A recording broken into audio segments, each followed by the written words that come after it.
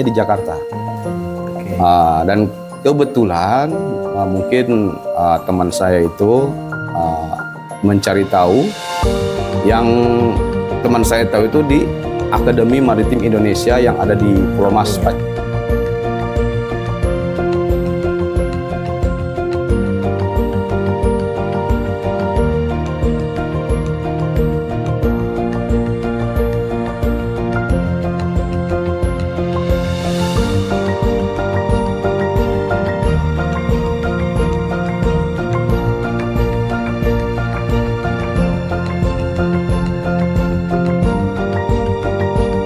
Diawasi atau dilatih oleh dari TNI Angkatan Laut di Kodamar. TNI Angkatan Laut saya agak lupa di Kodamar di Jakarta. Terus kita akademi dari AMI ini di Gembleng.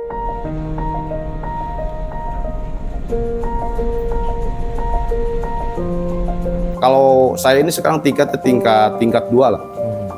Jadi tingkat 2 ini bisa menahkodai kapal dengan gross ton 3.000 atau ke bawah. Nah, ada juga kebijakan bisa di atasnya. Tergantung kebijakan dari perusahaan dan tentunya dari sertifikat.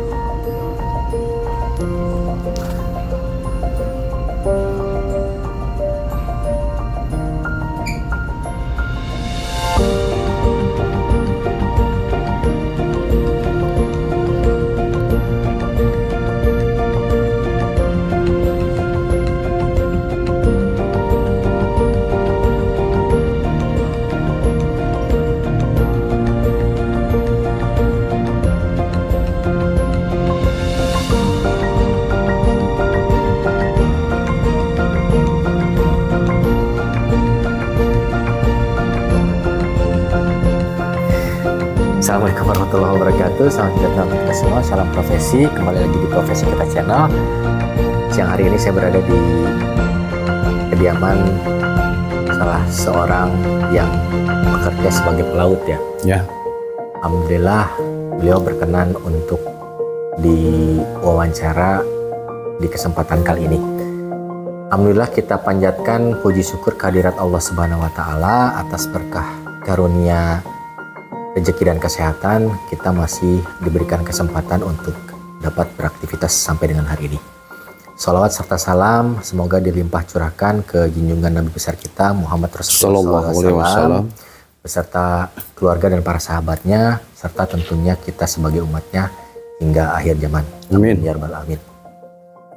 Baik kawan profesi, sebelum kita mulai jangan lupa subscribe, nyalakan lonceng notifikasi, like dan share video Profesi Kita Channel, serta kritik dan saran di kolom komentar demi keberlangsungan kanal YouTube kami.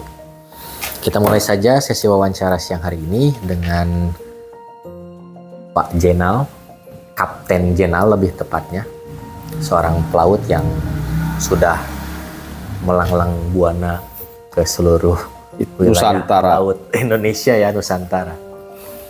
Baik, saya panggil Cap aja ya. Cap. Nggak enak. Sebelumnya terima kasih. Panggil nama saja juga apa-apa. Cap Jenal ya, atau Pak Jenal.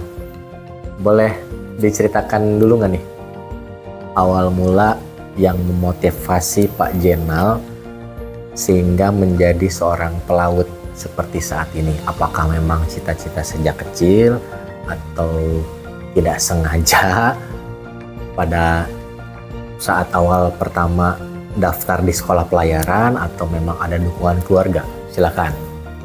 Jadi, selamat siang.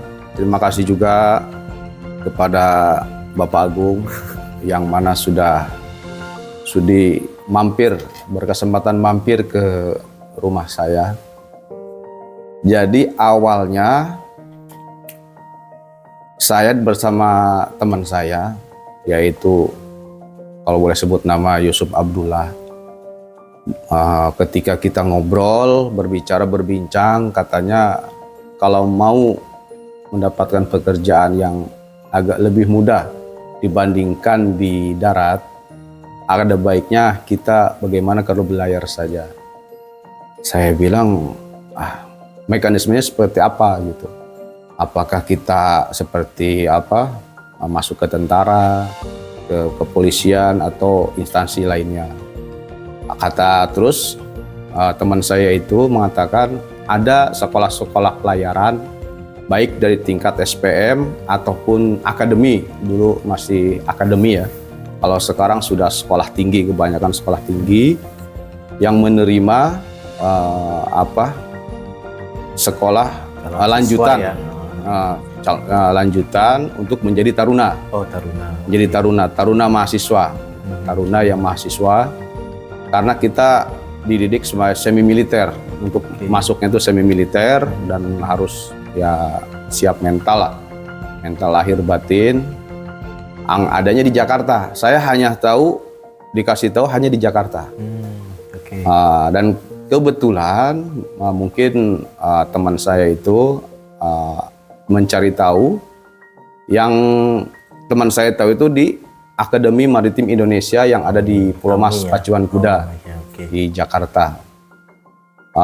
Kebetulan waktu itu memang Yusuf Abdullah dan juga Lipi Rangga Putra yang duluan. Satu SMA, dulu kami sekolah di SMA 3 Karawang.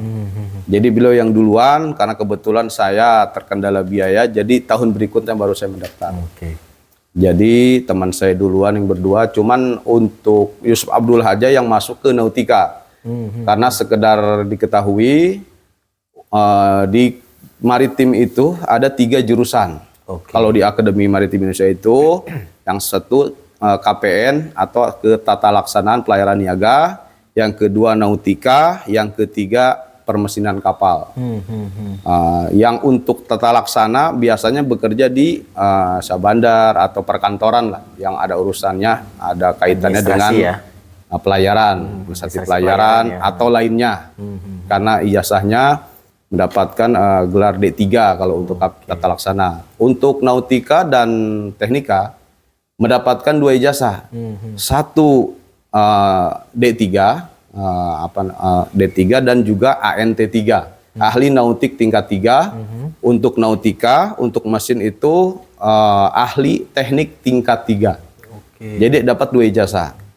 Yang mana nanti untuk D3-nya nanti dapat dipergunakan untuk sekolah ke S1-nya. Karena banyak setelah melanjutkan jenjang pendidikan ke atas lagi, lebih tinggi lagi ke ANT2 atau ANT1, D3 itu sebagai pendukung. Sebagai pendukung untuk mendapatkan ijazah S1-nya begitu. Seperti itu. Jadi singkat ceritanya ya seperti itu. Mereka berdua masuk ke Akademi Maritim Indonesia dan saya mengikuti di belakang. Menyusul 1 tahun kemudian. 1 tahun kemudian. Itu yang sejujurnya saya katakan begitu. Karena ya saya dari keluarga yang di kampung, dari petani, dengan keterbatasan yang ada, saya berjuang. Alhamdulillah. Satu hal lagi, untuk masuk ke Nautika itu dari IPA. Kalau dari IPS tidak bisa. Oh gitu. Hanya dari IPA. Kalau IPS bahasa tidak bisa. Kenapa? Karena di Nautika nanti ada pelajaran-pelajaran yang mengandung perhitungan, seperti astronomi, ilmu pelayaran datar, terus juga menjangka peta dan sebagainya, itu membutuhkan pengetahuan dalam berhitung. Yang mana itu diperlukan, karena untuk tesnya juga salah satunya ya fisika, kalau matematik, fisika, bahasa Inggris itu salah satu yang diteskan untuk masuk di akademi tersebut. Maritim Indonesia itu tadi ya? Iya, seperti itu Pak Agung. Jadi gitu kawan profesi, rupanya Pak Jainal ini mengenyam pendidikan di Akademi Maritim Indonesia yang awalnya mendapat informasi dari salah seorang kawan ya. Kawan satu kelas. Satu kelas dulu di SMA 3 Karawang. Walaupun secara angkatan Pak Jainal ini menyusul 1 tahun kemudian dibanding kawan-kawan yang memberi informasi terkait Akademi Maritim Indonesia ini ya Pak Jainal. Betul. Waktu itu menempuh pendidikan berapa lama itu sampai betul-betul bisa terjun menjadi seorang pelaut? Ya, jadi begini, setelah kita diterima menjadi taruna, setelah kita diterima itu ada yang namanya bakal calon taruna dulu. Jadi kita harus menempuh dulu pendidikan awal di mental, apakah kita sanggup apa tidak melanjutkan, yaitu pendidikan awal, yaitu ya bentuk penggemblengan fisik, dan mental yang yang diawasi atau dilatih oleh dari TNI Angkatan Laut di Kodamar. TNI Angkatan Laut saya agak lupa, di Kodamar di Jakarta. Terus kita akademi dari AMI ini digemblengnya di Pondok Dayung. Di pos komando Angkatan Laut. Di Korps Mabar 2 kalau nggak salah, Korps Mabar 2 di Angkatan Laut. Selama kalau tidak salah saya ingat itu 10 hari. Yang sebelumnya 1 bulan itu 10 hari. Di situ kita digembleng sedemikian rupa sehingga mental fisik kita tuh betul-betul digembleng. Jadi terbentuk di sana. Terbentuk di sana mentalnya, apakah dia sanggup atau tidaknya. Dan memang terbukti setelah pulang dari penggemblengan tersebut, dari pendidikan awal tersebut, banyak kawan-kawan yang mundur juga, dikarenakan keras itu, karena semi militer. Semi militer, jadi ya seperti fisik segala macam, tidak mungkin kawan-kawan yang lain sudah paham lah seperti apa dunia maritim kerasnya. Ada yang sangat keras, ada yang keras, ada yang biasa saja. Setelah itu diterima setelah pulang dari pendidikan namanya PMMD, pendidikan mental, moral dan disiplin. Mental, moral, dan disiplin. Nah, itu masih ada piagamnya di tentara itu di sana. Setelah itu baru kita mendapatkan seragam untuk menjadi taruna. Mendapatkan seragam, kita belajar seperti biasa selama 2 tahun. 2 tahun berapa? 4 semester kalau nggak salah. 4 semester. Dan sisanya kita melakukan prola atau proyek laut atau prala atau prola. Jadi dalam 1 tahun setelah kita lulus dari ujian prola, berapa mata kuliah, setelah itu dalam 1 tahun kita berlayar di kapal jenis apapun. Diusahakan di GT-nya, gross ton itu, bobot kapalnya itu di atas 500 GRT. Jadi supaya apa? Untuk kapal di atas 500 GRT, untuk alat navigasinya lumayan lengkap dan lain sebagainya. Itu mau jenis kapal tanker, kapal kargo, kapal apapun lah. Karena kapal ini jenisnya banyak dan sesuai kebutuhannya. Setelah 1 tahun menjadi kadet ya, binaan di kapal itu, belajar kepada Mualim 3, Mualim 2, Mualim 1, dan sebelumnya itu biasa digembleng dulu di bawah bimbingan bosun atau boswain, itu mandor lapangan lah. Kerja kasar dulu, kemudian berapa bulan kemudian digembleng oleh Mualim 3, berapa bulan kemudian Mualim 3, Mualim 2, Mualim 1. Setelah mendapatkan ilmu yang cukup, baru setelah 1 tahun kita boleh turun. Karena salah satu syarat untuk ujian berikutnya itu harus kita belayar itu 1 tahun, tidak lebih. Tidak kurang, mohon maaf. Jadi harus 1 tahun atau lebih. Setelah 1 tahun atau lebih kita sudah melaksanakan proyek laut atau praktek laut lah, istilahnya praktek laut. Baru kita kembali ke kampus melaksanakan ujian pasca prola.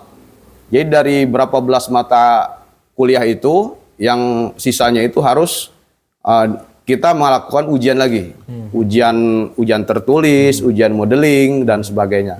Setelah itu, setelah lulus semuanya itu baru kita mendapatkan ijazah. Seperti itu.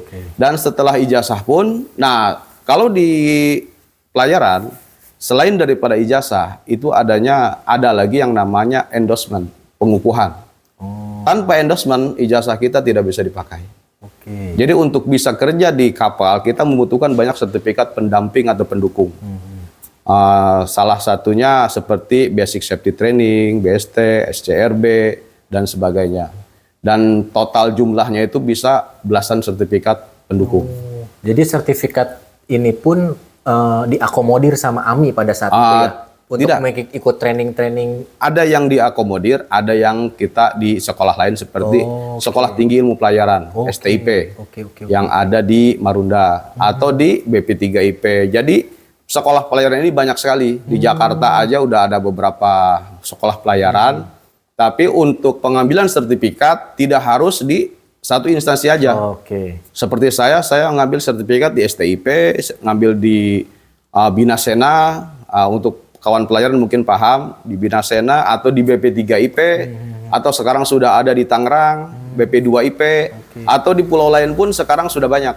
Seperti di Aceh juga sudah ada sekolah pelayaran, dan sekarang ini hampir di setiap provinsi, setiap provinsi yang kota besar itu ada sekolah pelayaran. Tingkat SPM, sekolah pelayaran menengah, ataupun tingkat akademi. Kalau di Jakarta, sekolah tinggi ilmu pelayaran udah ada sekolah tingginya itu. Setelah lulus sekolah itu, dia mendapatkan D4. Jadi setelah D4 lebih cepat lagi untuk mendapatkan S1-nya gitu. Jadi jenjangnya lebih cepat lah. Lebih cepat ya. Untuk naik tingkat. Jadi saat ini setelah saya lulus dari Akademi Maritim Jakarta, beberapa tahun lalu saya sudah naik tingkat menjadi ANT2, dari ANT3 ke ANT2. Dan sekedar diketahui, untuk di pelayaran ini, jadi tingkatannya itu terbalik, tidak seperti di darat. Kalau di darat, jenjangnya itu D1, D2, D3, D4, S1, S2, S3. Kalau di pelayaran itu terbalik, dari kelas 5, kelas 4, kelas 3, kelas 2, kelas 1 yang paling tinggi, udah master. Kalau kelas 1 udah master. Jadi sesuai endorsement itu pengukuhan yang menerangkan di situ bahwa si pemegang ijazah ini dia bisa menjadi mualim atau nahkoda atau master dengan tingkatan bobot kapal berapa gross ton. Kalau untuk ANT3 untuk sekarang bisa menjadi nahkoda dengan bobot kapal 500 ton atau ke bawah. Kalau untuk ANT2 3.000 gross ton atau ke bawahnya bisa. Kalau untuk ANT1 itu unlimited. Jadi bisa dia menahkodai kapal sebesar apapun, dan kapal apapun bisa dinahkodai untuk ANT1. Tentunya tingkat kesulitan mengemudikan kapal itu berbeda ya? Berbeda. Jadi memang kapal ini dibuat sesuai peruntukannya. Jadi untuk kapal tanker sendiri pun jenisnya banyak. Ada yang mengangkut produk, untuk angkutan produk, untuk angkutan LPG, LNG, semua bentuknya itu didesain sesuai dengan peruntukannya, dengan kebutuhannya. Ada kapal penarik seperti tugboat, ada lagi kapal kargo, ada kapal curah, ada kapal untuk mengangkut penumpang, jadi lain sebagainya. Banyak jenis kapal, banyak jenisnya. Dan tentu saja sertifikat pendampingnya pun bertambah. Jadi sesuai dengan kebutuhannya tersebut. Paham. Kalau untuk tanker ada lagi sertifikat pendukung, untuk LNG ada lagi sertifikatnya, LPG ada lagi, untuk gas ada lagi. Untuk chemical ada lagi sertifikatnya, dan itu harus diambil oleh para pelaut. Dan untuk tingkat, jadi tingkat, kalau saya ini sekarang tingkat 2 lah. Jadi tingkat 2 ini bisa menahkodai kapal dengan gross ton 3.000 atau ke bawah. Ada juga kebijakan bisa di atasnya, tergantung kebijakan dari perusahaan dan tentunya dari sertifikat yang diterbitkan oleh pemerintah atau inspektor atau bandar atau yang ininya itu. Jadi berapa dengan kapal ini dibutuhkan ijazah berapa untuk dinahkodai gitu. Jadi tidak semua kelas 2 bisa menjadi nahkoda. Tergantung daripada kebijakan perusahaan juga dan pengalamannya. Apakah si pelaut itu sudah berpengalaman atau tidak menjadi nahkoda ataupun menjadi mualim. Karena mualim ini juga punya tingkatan kesulitan sendiri gitu. Seperti mualim 1, dia dia punya tugas pokoknya itu tentang pengaturan muatan dan maintenance kapal.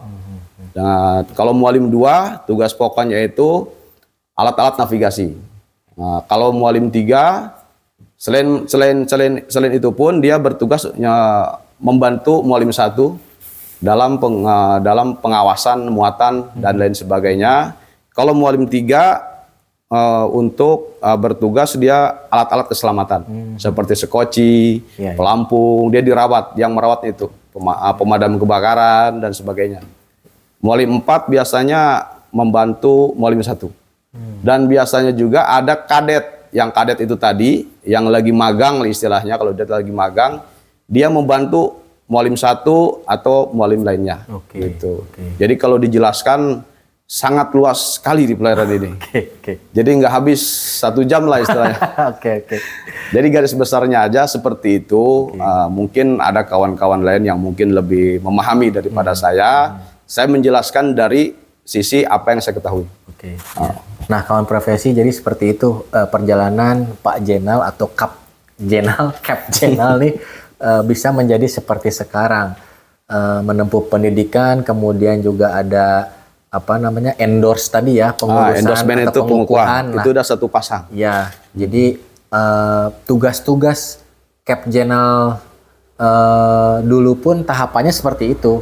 Sampai bisa menjadi saat ini ya, Cap ya, seperti itu.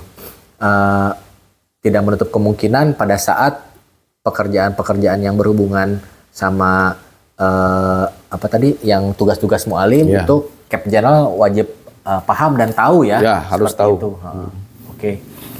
Terus Cap, ini fokus saat ini melaut itu bawa kapal apa nih?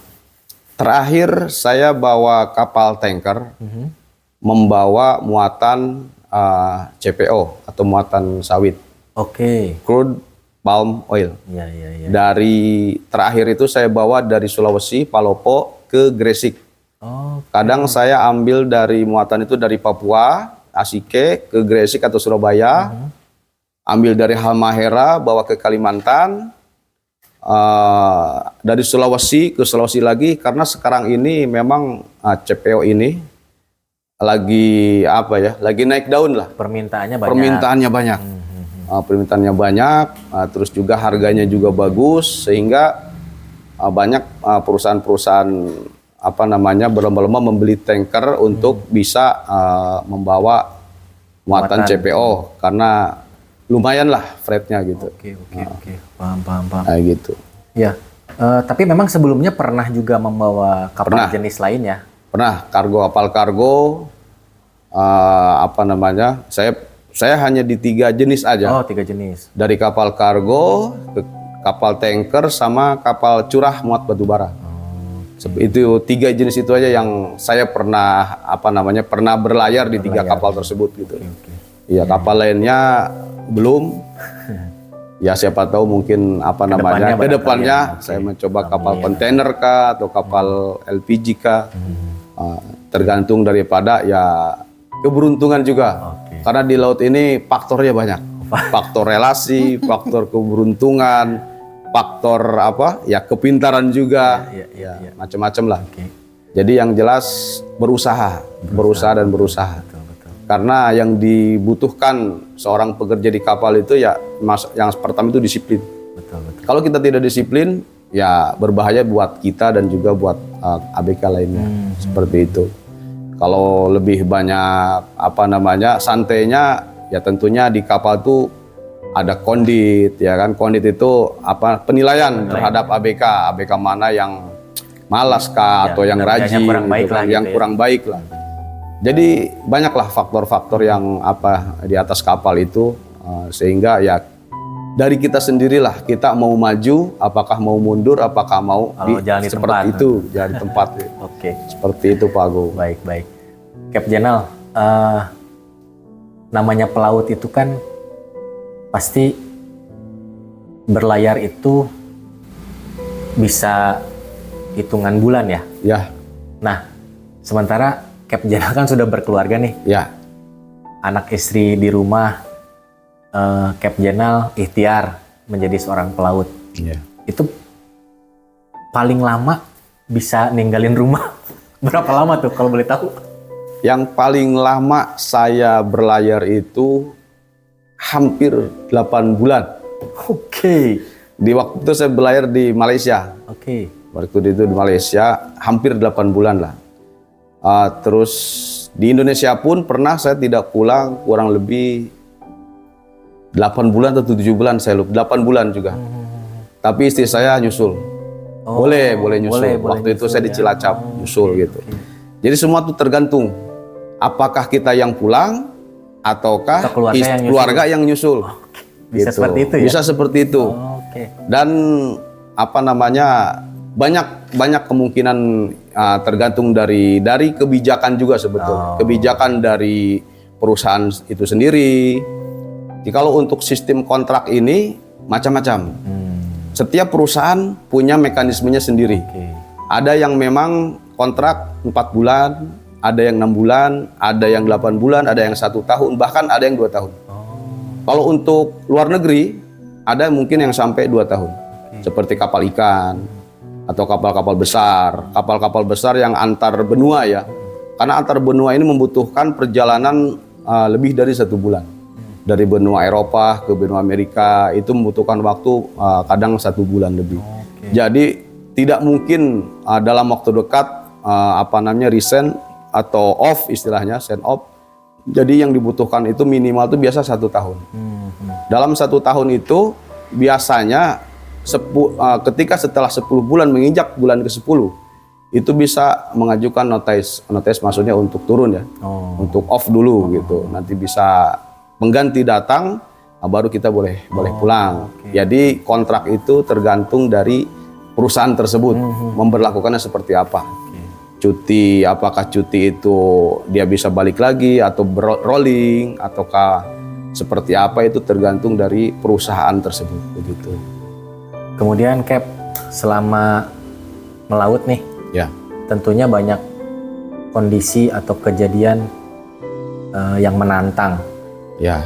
Atau mungkin pertanyaan saya, ada nggak sih suka duka atau tantangannya seperti apa sih selama melaut gitu? Yang paling dikhawatirkan oleh pelaut itu cuma satu, cuaca buruk. Oke. Ya, cuaca buruk ini bermacam-macam. Kalau untuk di Indonesia sendiri, cuaca buruk itu adalah ombak besar. Ada namanya musim barat, ada musim timur, ada musim selatan. Kalau ombak sudah sudah tinggi, melebihi untuk kapal-kapal kecil ya, untuk di 100 ke bawah itu, kalau ombaknya sudah mencapai 2 meter, 3 meter ke atas itu sudah was-was. Dikarenakan yang dikhawatirkan ya banyak hal juga gitu kan. Apakah kapal, kadangkala dengan cuaca buruk ini ada kapal juga ada rusak mesin, ataukah ada yang jatuh ke laut, ataupun kapal mengalami kebocoran sehingga tenggelam. Itu banyak kejadian. Ketika cuaca buruk, semua di luar kendali. Kadangkala kalau untuk di Indonesia ini, seperti yang saya bilang tadi, adanya musim-musiman. Musim-musim barat, itu yang agak dikhawatirkan pelaut Indonesia musim barat. Karena musim barat ini lumayan lah. Ombaknya bisa sampai 4-6 meter ada di Indonesia sendiri ya. Tapi kalau di luar Indonesia seperti Samudra Hindia ada namanya siklon tropis. Itu kayak angin, pusaran angin lah. Yang bisa mencapai ombaknya itu di atas 10 meter. Tentunya untuk kapal-kapal kecil itu tidak bisa berlayar. Untuk di Samudra Pasifik namanya typhoon. Sama juga, atau gale. Gale atau sama juga gale juga. Ombak besar juga. Kalau untuk di Atlantik itu tornado lah kalau di Amerika itu kan. ya apapun namanya itu cuaca buruk lah. Apa namanya, terjadi tekanan apa namanya, angin pusaran angin yang besar sehingga menimbulkan gelombang besar pula dengan radius ratusan sampai ratusan mil. Jadi biasanya setiap kapal itu ada 2 alat untuk memperingati apa namanya, setiap kapal apa namanya yang disebut Navtec Navigation Telex. Itu ada berita cuaca, berita apa, peringatan dan sebagainya.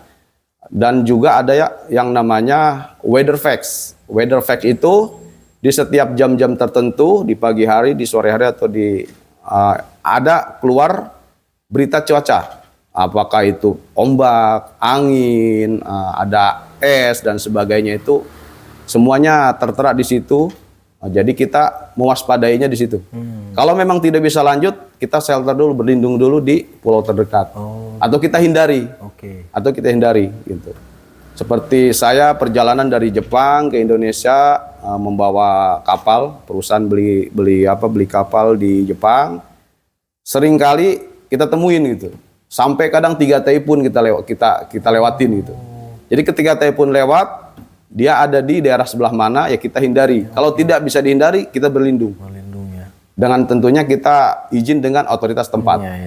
Misalnya kalau di Cina MSE, biasanya mereka juga meng-calling kita dan memberikan arahan kita harus berlabuh di mana.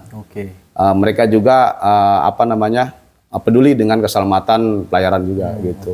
Seperti itu. Jadi ya yang dikhawatirkan ya cuaca buruk aja. Cuaca buruk. Tapi pernah nggak Cap General pernah tidak mengalami di luar kondisi cuaca ya? Artinya kan muatan yang dibawa itu cukup berharga nih untuk saat ini. Ya mohon maaf nih ya, kayak bajak laut kan bahasanya seperti itu mungkin ya. Itu pernah nggak mengalami kondisi seperti itu? Alhamdulillah selama saya berlayar, saya tidak pernah bertemu dan semoga jangan pernah bertemu dengan para pembajak tersebut. Betul. Ya, semoga jangan pernah gitu. Karena memang daerah pelayaran saya itu daerah pelayaran aman. Aman ya. Karena di Indonesia sendiri ada beberapa daerah yang kadang agak rawan ya. Ada pembajakan dari ya mungkin penduduk setempat atau bagaimana gitu. Mungkin banyak di berita-berita, saya tidak bisa sebut nama ya. Karena ada beberapa di daerah tersebut ada pembajakan. Biasanya yang diincar itu kapal-kapal yang kecepatan rendah. Atau kapal-kapal yang gampang dinaiki. Nah, biasanya dibajak, diminta harta benda, kadang dirampas muatannya, atau kapalnya juga pernah ada kejadian. Kalau di luar negeri, ya mungkin sudah paham lah di daerah di daerah Afrika sana kan, seperti itu. Karena mungkin rute navigasi, misalnya si kapal laut ini dibawa atau dikendarai oleh pelaut gitu ya, dalam hal ini nakoda ya, rute navigasinya tuh harus melalui itu mungkin barangkali untuk mempercepat apa bagaimana tuh, jadi sehingga dia ketemu dengan hal semacam itu tuh. Tidak, ya memang begini, setiap daerah alur pelayaran, perusahaan juga tahu gitu, mana daerah-daerah yang berpotensi pembajakan. Ada di antaranya diperbolehkan kita menyewa dari keamanan seperti TNI Angkatan Laut atau dari Angkatan Laut lah, dia atau dari kepolisian gitu, yang dipersenjatai.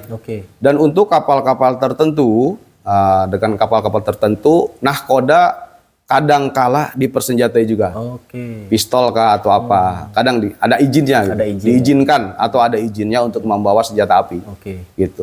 Dan tentu saja di kapal juga ada namanya latihan-latihan simulasi latihan kalau kapal ini terjadi apa gitu. Jadi setiap bulan gitu di atas kapal harus adanya latihan, misalkan drill ya, kalau biasa kita sebut drill ya, latihan itu latihan kebakaran, latihan kapal kandas, latihan pembajakan atau latihan mesin blackout gitu kan. Banyak sekali latihan yang harus memang standarnya itu harus dilakukan agar ABK di atas kapal itu bisa bisa mengatasi bila mana hal tersebut terjadi. Jadi sudah terbiasa. Bila ada penumpang gelap kita harus bagaimana, apakah Ya kadangkala ada yang meninggal di atas kapal, terus ada apa namanya kita masuk daerah yang rawan. Jadi semuanya itu sudah dilakukan pelatihan, kita jaganya sistemnya harus seperti apa gitu, kewaspadaannya seperti apa. Memang ada latihan-latihan khusus yang setiap bulannya harus kita laksanakan dan kita laporkan ke perusahaan. Dan tentunya kapal kita pun selain diawasi oleh perusahaan tersendiri, juga ada dari pihak pemerintah, dari pihak Sabantar, ada marine inspector yang memeriksa, mengecek datang ke atas kapal apakah kapal ini atau kapal tersebut melakukan pelatihan tersebut gitu.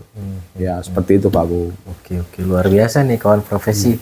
Jadi untuk kawan-kawan profesi di luaran sana, terutama generasi muda yang sebentar lagi barangkali lulus sekolah, bingung mau melanjutkan kemana, ini Akademi Maritim ini rupanya masa depan cerah ya. Cap, seperti itu. Kembali lagi ke diri kita sih sebetulnya betul. Apakah memang ada ketertarikan di dunia pelayaran? Ya silahkan. Tadi step-stepnya sudah sempat dijelaskan di awal ya oleh Cap Jenal nih, kawan profesi.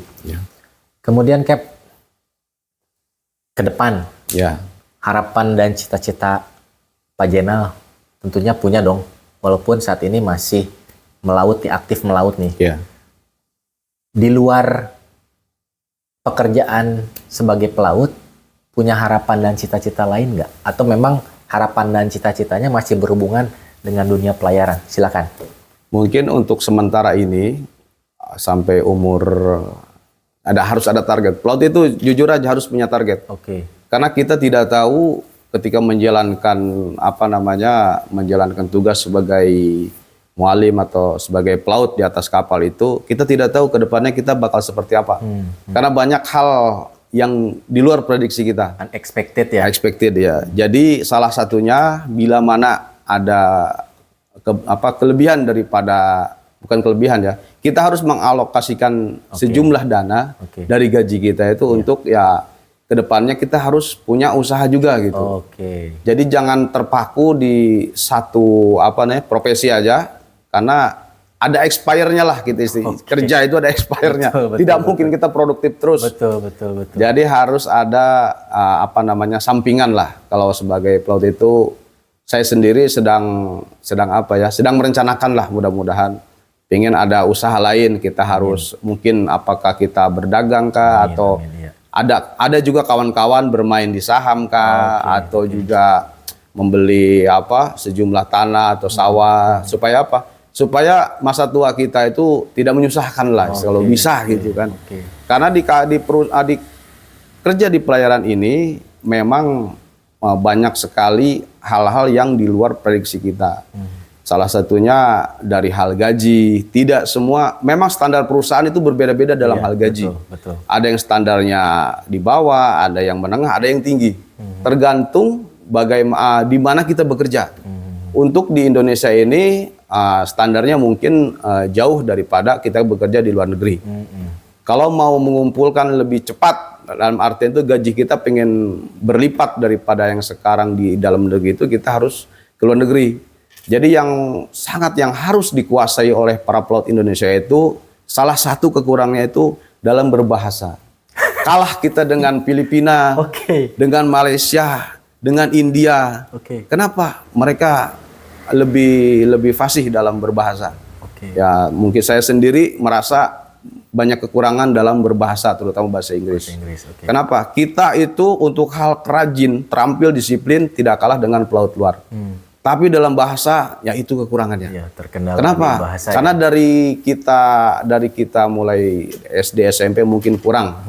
Tidak seperti tetangga kita di Filipina itu dari awal sudah berbahasa, digembleng dari bahasanya, gitu. Karena kalau kita bekerja di luar negeri itu campur dari berbagai bangsa dan negara. Kalau kita tidak paham bagaimana kita mau bekerja, komunikasi. Saya sendiri lebih banyak bekerja di dalam negeri dengan pertimbangan saya bisa pulang. Tentunya dengan izin ke kantor. Saya izin untuk pulang misalnya. Walau sebetulnya dalam hal aturan, seorang pelaut tidak boleh pulang. Selama dia dalam kontrak kerja, dalam kontrak kerja dia tidak boleh pulang. Kenapa?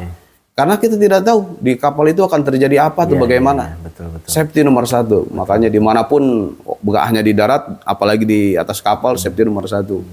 Jadi kalau untuk mungkin kawan-kawan atau generasi di bawah saya yang mau mempunyai cita-cita lah. Salah satunya bingung mau kemana, mungkin salah satu yang mau ditempuh misalnya pendidikan itu, kalau ada yang mau ke pelayaran ya silahkan saja. Dari jenjang SMP bisa ke SPM. Ke SPM, Sekolah Pelayaran Menengah. Kalau dari lulusan dari SMA, IPA, bisa langsung ke akademi atau ke Sekolah Tinggi Ilmu Pelayaran. Di Jakarta ada, di Banten ada, di Jogja, hampir di setiap provinsi ada ya, seperti saya bilang tadi. Bisa dicari di Google yang terdekat atau yang punya reputasi baik. Hati-hati juga, karena banyak pelayaran sekolah pelayaran yang kadang hanya suka senang di awal, susah di akhir.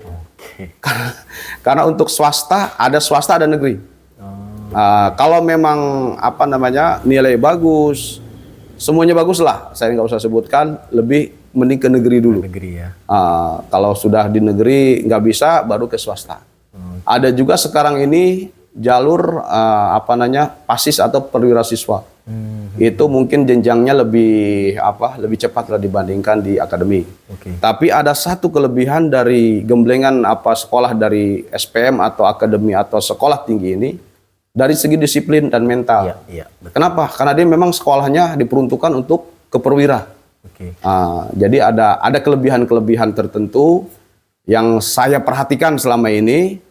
Perwira dari lulusan umum dengan lulusan di akademi itu berbeda dari segi mentalnya, dari segi dari banyak seginya itu banyak keuntungannya itu. Seperti itu Pak Agung. Jadi Cap Jenal ini juga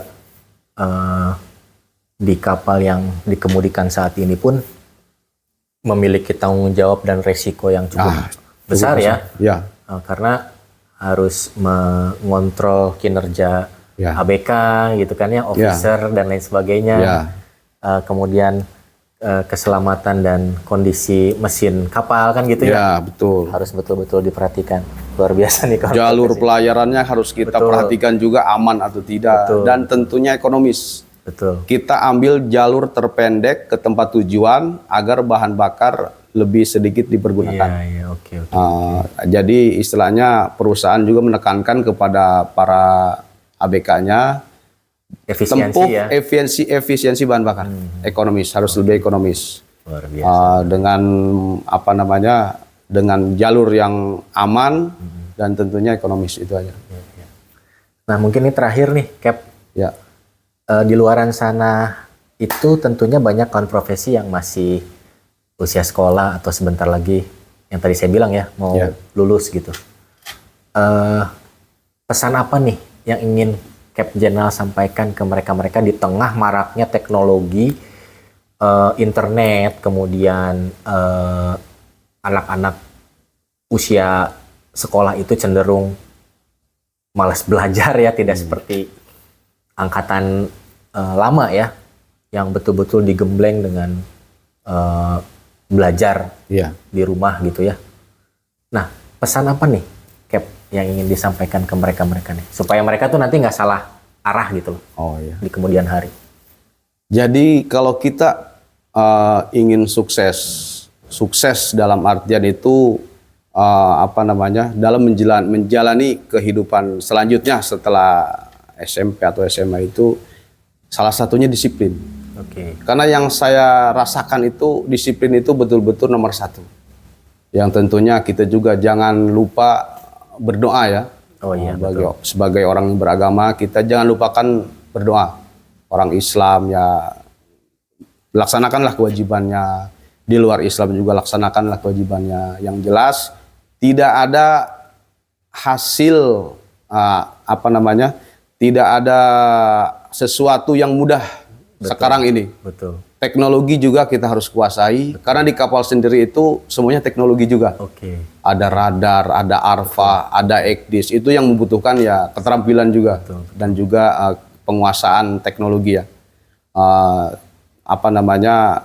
Kalau tidak kita terapkan disiplin sejak sekarang, belajar apa yang perlu pelajari, apa yang perlu kuasai, dari segi bahasa tolong juga dipelajari.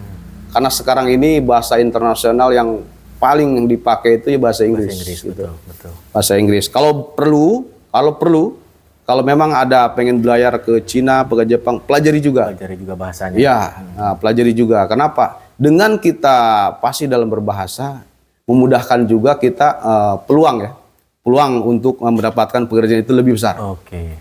Peluang itu. Jadi yang pertama disiplin, yang kedua kemauan keras. Tanpa kemauan keras itu mustahil kita bisa mencapai tujuan. Seperti itu. Jadi jangan terlena dengan keadaan nyaman seperti sekarang. Kalau kita mau berhasil, sukses, ya kita harus bekerja keras. Namanya kerja itu tidak mengkhianati hasil atau bagaimana itu namanya? Betul ya? Betul. Kerja keras tidak mengkhianati hasil. Ya, bahasa zaman sekarang. Bahasa zaman sekarang. Kalau mau sukses, kerja keras. Tidak ada sesuatu yang instan. Karena saya pun sampai seperti ini pun ya hasil kerja keras juga dan disiplin. Kalau kita banyak lalainya ya kita tidak menjadi siapa-siapa atau menjadi apa-apa. Dan tentunya kembali lagi ke kekuatan doa juga ya. Kekuatan doa juga jangan lupa. Karena apa? Karena yang saya rasakan sampai sekarang, alhamdulillah saya berlayar kemanapun, yang saya pikirkan itu saya bisa pulang dengan selamat. Dengan selamat tanpa terjadi sesuatu.